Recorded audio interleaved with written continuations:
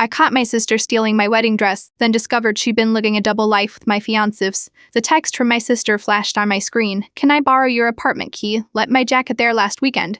I didn't think twice before saying yes. Until I came home early from work and found her modeling my wedding dress in front of my bedroom mirror. What are you doing? I asked, my voice barely above a whisper. She froze, her fingers still smoothing the delicate lace I'd spent 6 months celery on. If I can explain, she stammered, but her eyes darted to her phone on my bed string, still lit with messages visible from my fiancé. Can't wait to see you in 8. Still our secret, my world collapsed as I grabbed her phone. 3 years of messages between them, pictures, plans, hotel receipts. The affair had started just 2 weeks after I'd introduced them. But the dress, that was a new level of cruelty. You were going to wear my dress to meet him. My voice shook with rage, her response cut deeper than any knife could. He always said I'd look better in it than you would. I'd always been the responsible one, working 2 jobs through college while she dropped out 3 times. I paid her rent twice when she was between opportunities. I defended her to our parents when they'd given up. And this was how she repaid me. Get out, I whispered, my hands trembling so badly I could barely point to the door. You don't understand, she pleaded. We never meant to hurt you. It just happened. He was going to tell you after the wedding. After. The word exploded from me. You were going to let me marry him while you two. We couldn't afford to lose your parents' wedding contribution, she admitted, her voice small. We needed that money to put a down payment on our place. I didn't scream. I didn't throw things. Instead, I calmly took pictures of her in my dress, alongside half of her messages.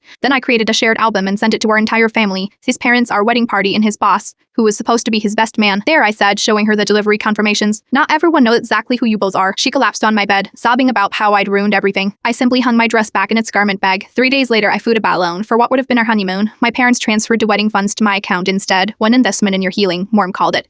Yesterday, my sister called in asking if I could help with her rent again. I sent back a single photo. Me on a Watts beach raising a glass to my new life. Some people take everything you give them and still want more. Others show you exactly who they are when they think no one's watching. I'm grateful I discovered the difference before saying, I do.